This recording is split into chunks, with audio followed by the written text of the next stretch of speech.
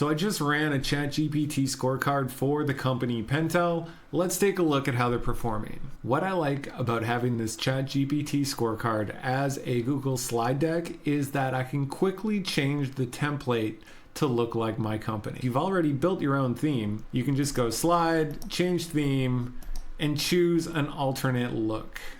Personally, I like this one. You can see it has the company name, the model that was tested, and then the slides that comprise the scorecard. First up in this example for Pentel, the overview is telling us that they're accurately represented with mixed consistency and their competitors have an advantage over them from the queries that we had in the conversations with Murmur. Their top competitors are Pilot, Uniball, and Zebra, and the odds are they already know that.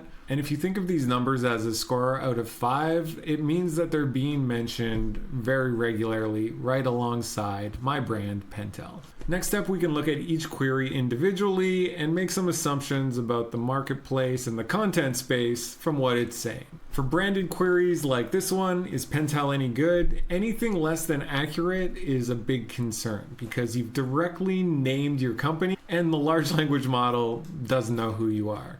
So you're going to need to look at the basics of how to get included in these models. That's an entirely different video, but it's a starting point for you and your company. As you can see, right alongside us, Uniball, Pilot, and Zebra were also mentioned. For our product-specific one, you can see it mentioned the other brands, but it did accurately know our sub-brand. So there's a few things there. One, it knows who we are, and it knows that we have different lines of pens, and one of them is an Energel, so that's a good thing. Also, since we are asking about competitors, we can look at who's mentioned here and see if someone we've been concerned about is even on the board. Sometimes it's peace of mind, sometimes it's action that you need to take. For our category query, what's the best affordable calligraphy pen? There is no mention. Now, if this is something our brand has been working on, it looks like we need to work harder, but we have examples of who to go look at. So Pilot, Tombow, Speedball, maybe they've been in the market longer than us. Maybe we can do some research on their brands to figure out why they're being more highly regarded than us when we have a product line for that.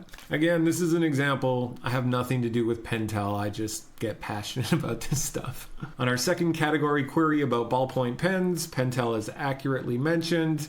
We have a list of competitors. Again, this all just feeds where do we go next while trying to get our marketing out there. This last brand query is general, but it shows super healthy as we've asked specifically about our example client, Pentel.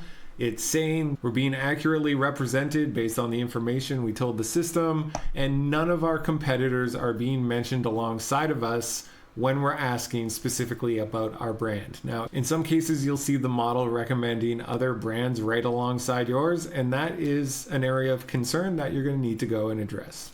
And that's how you can run and interpret a ChatGPT scorecard made with Murmur.